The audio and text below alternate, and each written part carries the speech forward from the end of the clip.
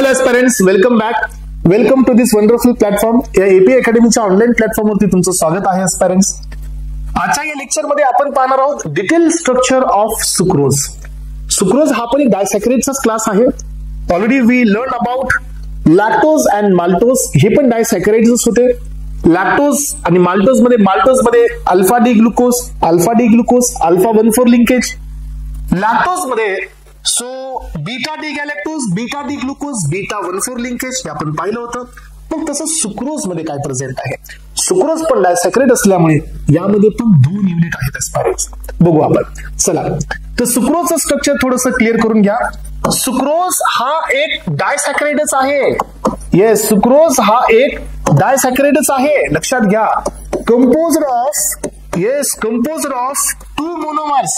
यामध्ये 2 मोनोमर्स आहेत आणि हे मोनोमर्स कोण असतात माहितीये? अल्फा डी ग्लुकोज असतो पहिला आणि सेकंड वाला असतो बीटा डी फ्रुक्टोज. तर एस्पिरंट्स यामध्ये हा डिफरन्स आहे. लिंकेज मध्ये पण डिफरन्स आहे.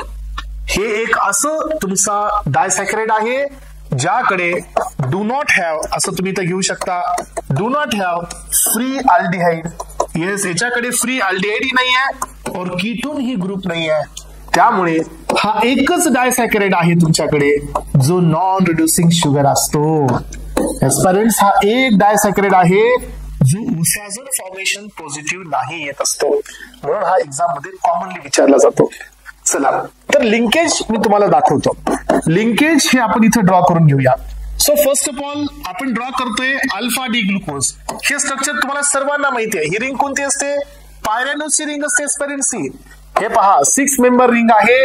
CH2OH, H, OH, H, OH, H, OH and the OH आणि H. तर ही झाली तुमची अल्फा डी ग्लुकोज. पहा, तर एस्पिरंट्स काय करायचंय आता तुम्हाला? बीटा डी फ्रुक्टोज काढायचा आहे. तर तुम्ही एक गोष्ट क्लिअर करून घ्या की अल्फा मध्ये आणि बीटा फ्रुक्टोज मध्ये आणि ग्लुकोज मध्ये असा कोणता डिफरन्स असतो? तर आपण पाहिलं की फ्रुक्टोज मध्ये आणि ग्लुकोज मध्ये कार्बन वाईज डिफरन्स तर नसतो. पण यांच्या सायक्लिक फॉर्म मध्ये डिफरन्स येतो एस्पिरंट्स. कारण ज्या वेळेला ग्लुकोजची अरेंजमेंट होत असते 1, 2, 3, 4, 5 आणि 6, आपण पाहिलं की या कार्बनचा O या अल्डिहाइड ग्रुप सोबत रिएक्ट होऊन हा स्ट्रक्चर बनवतो. पण फ्रुक्टोज मध्ये असं नाहीये. फ्रुक्टोज मध्ये पहा, तुम्हाला माहितीये की सेकंड नंबर पोझिशनला C डबल बॉन्ड O आहे, फर्स्ट नंबर पोझिशनला CH2O आहे. याचा अर्थ या 5th कार्बनचा जो बॉन्ड आहे तो सेकंड पोझिशन सोबत होणार आहे. त्यामुळे ही रिंग किती मेंबर असते? 1, 2, 3, 4 and 5. म्हणून ही रिंग असते फ्युरॅनोज. ही रिंग होते फ्युरॅनोज. मग आपण फ्युरॅनोज रिंग काढूया इथं. हे पहा, सो हा तुमचा ऑक्सिजन, हा तुमचा कार्बन, हा तुमचा कार्बन आहे. याच्यावरती CH2OH, हा एक कार्बन, हा एक कार्बन, हा एक कार्बन, हा बॉन्ड आणि याच्यावरती एक CH2OH. 6 मेंबर असे ड्रॉ होतात. नंबरिंग इथून स्टार्ट होते आजपर्यंत 1, 2, 3, 4, 5 and 6. जिथं तुम्ही सेकंड नंबर घेतलाय ना त्याच्यावर OH द्यायला विसरायचं नाही आणि इथं H द्यायला विसरायचं नाही. हे स्ट्रक्चर असतं अल्फा. हे स्ट्रक्चर आहे OH अबव असल्यामुळे हे बीटा आहे. Beta D fructofuranose. हे फ्युरॅनोज आहे. आता यामध्ये पण 2 फॉर्म आहेत, तुम्हाला लक्षात ठेवायचे की या सेकंड नंबरचा जो पोझिशन आहे यावरतीचा जो OH असेल तो जर अप साइडला असेल तर हा बीटा फ्रुक्टो फ्युरॅनोज आहे. येस, आणि जर हा OH खाली असेल खालच्या साइडला, लक्षात घ्या, आणि CH2OH जर अप साइडला असेल तर हा असतो अल्फा डी फ्रुक्टो फ्युरॅनोज. तर आपल्याकडे स्ट्रक्चर कोणतं आहे आता इथं? बीटा डी फ्रुक्टोज आहे किंवा बीटा डी फ्रुक्टो फ्युरॅनोज आहे. तुम्ही काय कराल? हे स्ट्रक्चर असंच ठेवाल. हे बघा, हे तुमच्या समोर हे बेसिक क्लिअर झाल्यानंतर मला वाटत नाही आता याची गरज आहे. हे पहा, हा कार्बन आणि हा एक कार्बन, इथं आला OH आणि इथं आला CH2OH. तर हे 6 कार्बन कसे असतात? 1, 2, 3, 4, 5 and 6. तुम्हाला इकडून मी घेतलं तरी चालतं, पण OH तुम्हाला त्याच्यासोबत ठेवायचं आहे. कारण या कार्बन 5th कार्बनवर OH नाही आहे. हा OH इथं आला याचा बॉन्डिंग मध्ये. त्यामुळे तिथं ओएस तुम्हाला मिळणार नाही. मग आता पहा काय झालेलं आहे स्टुडंट्स, की इथं तुम्हाला काय दिसतं की हा तुमचा अल्फा डी ग्लुकोज आहे. येस, अल्फा डी ग्लुकोज आहे. हा बीटा डी फ्रुक्टोज आहे. तर या दोघांमध्ये बॉन्ड कसा तयार होतो माहितीये तुम्हाला?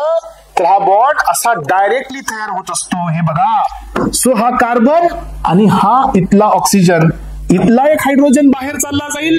हे पहा, इथं ऑक्सिजन आणि ह्या दोघांमधून एक वॉटर लिबरेट होईल आणि हे असतं अल्फा, याचा 1 आणि याचा 2. तर हे असतं अल्फा 1,2 लिंकेज. बस एवढं कमीत कमी तुम्हाला माहिती असायला पाहिजे सुक्रोज बद्दल. मग आता मला सांगा, सो या सुक्रोजचा इथं अल्डिहाइड आहे का? नाही. कीटोन आहे का? नाही. कीटोन इथं होता, तो पण आता कुठे आहे? बॉन्डिंग मध्ये. याचा पहा, इथं अल्डिहाइड होता, तो पण कुठे आहे? बॉन्डिंग मध्ये. त्यामुळे याच्याकडे पण आता फ्री अल्डिहाइड नाहीये, याच्याकडे पण फ्री कीटोन नाहीये. त्यामुळे हे स्ट्रक्चर असतं नॉन रिड्युसिंग शुगर. यस, हे पण तुम्हाला लक्षात आलं पाहिजे. आणि sucrose is getting metabolised by sucrase, maltose is getting metabolised by maltase. आता मेटाबॉलिझम झाल्यानंतर हा बॉन्ड ब्रेक होतो आणि काय मिळेल तुम्हाला सांगा? अल्फा डी ग्लुकोज आणि बीटा डी फ्रुक्टोज हे मिळून जाईल. चला, तर एस्पायरंट्स अशा पद्धतीने आपण थर्ड डायसॅकराइड्स या लेक्चर मध्ये कव्हर केलेलं आहे. Okay aspirants, remember one thing, glucose, fructose, mannose आणि गॅलॅक्टोज यांचे स्ट्रक्चर, त्या बेसिस वरती लॅक्टोज, माल्टोज, सुक्रोजचे structures, linkage alpha 1,4 maltose, beta 1,4 so lactose आणि बीटा अल्फा 1,2. इथं मी अल्फा दिले, हा अल्फा 1,2 हे आहे सुक्रोज मध्ये. अशा पद्धतीने हे लिंकेज आणि त्यांचे कॉम्पोजिशन तुम्हाला एक्झाम मध्ये येतात एस्पिरंट्स. ओके, चला, thank you so much, have a nice day. Thank you.